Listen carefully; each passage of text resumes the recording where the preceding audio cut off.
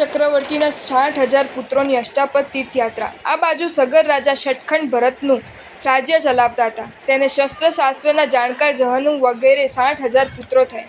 એ વખતે તે કુમારો પોતાના પૂર્વજોના તીર્થોને નમવા પિતાની બલાત્કારે આજ્ઞા લઈ પુષ્કળ સૈન્ય તથા વાહનો સહિત ચાલ્યા. સગર રાજાની આજ્ઞાથી સ્ત્રી રત્ન સિવાયના બીજા 13 રત્નો, યક્ષો, રાજાઓ અને બીજા ઘણા સેના સાથે લીધી.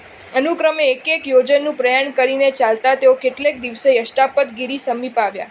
તેના 8 પગથિયાં ચડીને 3 પ્રદક્ષિણા કરી. દક્ષિણ દ્વારથી ચૈત્યમાં પ્રવેશ કરી 4, 8, 10 અને 2 એમ 24 તીર્થંકરોની પુષ્પ, અક્ષત અને સ્તવન આદિથી પૂજા કરી.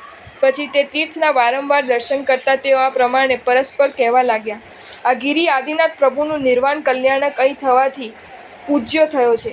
તેથી બીજાને પણ તે કલ્યાણ આપે છે અને પોતે ઊંચો છે, તેથી તેનો આશ્રય કરનારને ઊંચી ગતિમાં લઈ જાય છે.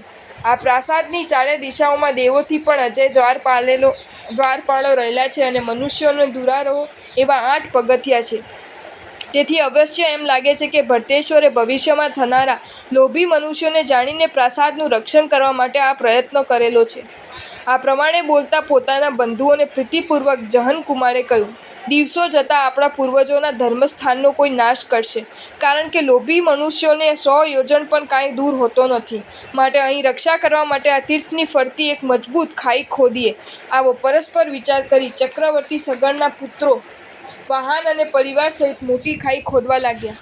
પૃથ્વીના પિંડ જેટલી ઊંડી ખાઈ ખોદાતા તેઓના ગાથી નીચે નાગલોકમાં રજની વૃષ્ટિ થવા માંડી. તેથી વ્યાકુલ થયેલા નાગકુલોમાં કોલાહલ થયો. સર્વે કોપ કરવા લાગ્યા. તેથી જ્વલનપ્રભ નામે નાગપતિ અત્યંત કોપિત થયો. અવધિ જ્ઞાનથી રજ પડવાનું કારણ જાણ્યું એટલે કોપ છોડીને વેગથી ત્યાં આવ્યો અને નમ્રતાથી મીઠા વચને કહ્યું: અરે વત્સો, ચક્રવર્તીના પુત્રો, તમે ભરતના વંશના છો, વિવેકી છો, છતાં આવો ઉદ્યમ કેમ આરંભ્યો છે? તમારા ખોદવાના ઘાથી નાગલોક પીડાય છે, માટે આ પ્રયાસથી તમે અટકો. અમારા સ્વામી શ્રી યુગાધીશ છે, અમે તેમના સેવક છીએ અને તમે તેમના કુલમાં ઉત્પન્ન થયા છો, તેથી આપણને સ્નેહ છે, તેને સ્થિર કરો. આ પ્રમાણે કહીને તેના ગયા બાદ તે સર્વે સગરના પુત્રોએ ખોદવાનું બંધ કર્યું. પરંતુ થોડી વારે પાછા ભેગા થઈને વિચારવા લાગ્યા કે આ ખાઈ જળ વગરની છે, તેથી કાળે કરીને પૂરાઈ જવાથી કોઈ વખત ઓળંગી શકાય તેવો થઈ જશે, કેમ કે 3 જગતમાં લોભીને અસાધ્ય શું છે? એમ વિચારી જહનકુમારે દંડરત્ન વડે ગંગા નદીનો પ્રવાહ ખેંચી લાવી તેના જલથી આખી ખાઈ પૂરી દીધી. તેથી નાગદેવ લોકમાં કાદવ પડવાથી જ્વલનપ્રભદેવે અત્યંત કુપિત થઈ વિચાર્યું: અરે, આ સગર ચક્રીના પુત્રો મૂર્ખ અને રાજ્ય મધ્યે ભરેલા જણાય છે, અમારું કહેલું પણ માનતા નથી. એમ વિચારી બીજા નાગપતિઓએ સહિત ફણાના આટોપને ધારણ કરતો ફૂંફાડા મારતો ત્યાં આવ્યા અને વિસ્મય દ્રષ્ટિથી એક સાથે સગર ચક્રીના 60,000 પુત્રોને બાળી નાખ્યા અને પોતાના સ્થાને પાછો ચાલ્યો ગયો, કેમ કે શત્રુના વધ સુધી જ કોપ રહે છે. સગરકુમારોના ઘાતથી સૈન્યમાં મોટો કોલાહલ થયો. વિપરીત ભાગ્યથી અનાથ થઈ ગયેલું સૈન્ય હવે કઈ દિશામાં જવું એમ ચિંતાતુર અને સર્વ ઉપાયથી ભ્રષ્ટ થઈ ગયું. નાયક વગરના સૈનિકો વિચારવા લાગ્યા: આપણા બધાના જોતા છતાં ચક્રીના કુમારોનો નાગોએ એક સાથે વધ કર્યો. આપણું બળ તદ્દન વૃથા છે. આપણી સર્વ સેના હોવા છતાં સર્વે રાજકુમારો મૃત્યુ પામ્યા છે. માટે હવે આપણે નિર્લજ્જ થઈને નગરમાં જઈ શી રીતે મુખ બતાવીશું? સગર રાજા પણ આપણને જરૂર મારી નાખશે, તેથી આપણે પણ એમના માર્ગે જ જઈએ, અર્થાત મૃત્યુને શરણે જઈએ. ઉત્તમ સેવકો રાજાના માર્ગને જ અનુસરે છે, એવી જન સ્થિતિ છે. આમ પરસ્પર વિચાર કરી 12 યોજનમાં ફેલાયેલી રહેલા અશ્વ, રથ, હાથી વગેરે સર્વ સૈન્યને કાષ્ઠ સમૂહથી વીંટી લીધું. પછી જેટલામાં અગ્નિ પ્રગટાવા માંડ્યા તેટલામાં અવધિ જ્ઞાનથી આ ઉપદ્રવ સૌધર્મેન્દ્રે જાણ્યો. દયાલુ ઇન્દ્ર બ્રાહ્મણનો વેશ ધારણ કરીને ત્યાં આવ્યા અને મરો નહીં એમ કહેવા લાગ્યા. તેથી તે સર્વ સૈન્ય ત્યાં સ્થિર થયું. પછી તેઓની પાસેથી મરવાનું કારણ જાણીને કહ્યું: તમે આવું સાહસ કરો છો તે સ્વામીની ભક્તિથી, સ્વામીના ભયથી કે સ્વામીના પુત્રના મરણના શોકથી? તેઓએ કહ્યું: અમે મૃત્યુ ઈચ્છતા નથી, પણ ચક્રવર્તીના ભયથી મરવા તૈયાર થયા છે, કારણ કે તે અવશ્ય અમને મારી નાખશે. તે પછી ઇન્દ્ર પોતાનું સ્વરૂપ પ્રગટ કરીને કહ્યું, આમાં તમારો કોઈ દોષ નથી. ચક્રવર્તીનો ભય હું દૂર કરીશ, માટે તમે નગર તરફ પ્રયાણ કરો અને હું બોલાવું ત્યારે નગરમાં પ્રવેશ કરજો. એમ આશ્વાસન આપી ઇન્દ્ર અદૃશ્ય થઈ ગયા. પછી ધીમે ધીમે તેઓ અયોધ્યા તરફ ચાલ્યા. કેટલેક દિવસે અયોધ્યા પાસે આવેલી ઇન્દ્રનું સ્મરણ કર્યું. તેથી દયાવાન ઇન્દ્ર વેગથી ત્યાં આવ્યા અને મૃત્યુ પામેલા બાળકને હાથમાં લઈ 500 વર્ષના આયુષ્યવાળા બ્રાહ્મણનો વેશ ધરી ઇન્દ્ર સગર ચક્રી પાસે ગયા.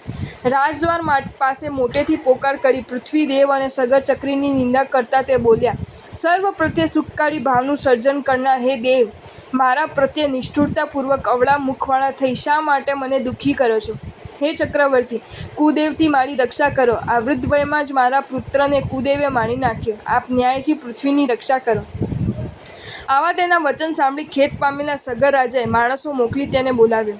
ઇન્દ્ર આવીને તે બાળકની આગળ મૂકી સભામાં રહેલા બીજાઓને પણ રોવરાવતા તે બ્રાહ્મણ માટેથી રોવા લાગ્યો. રાજાએ તેને રડવાનું કારણ પૂછ્યું એટલે તે બોલ્યો, હે સ્વામી, એકના એક પુત્રના મરણથી મને જે દુઃખ થયું છે તે હું તમને કેટલું કહું.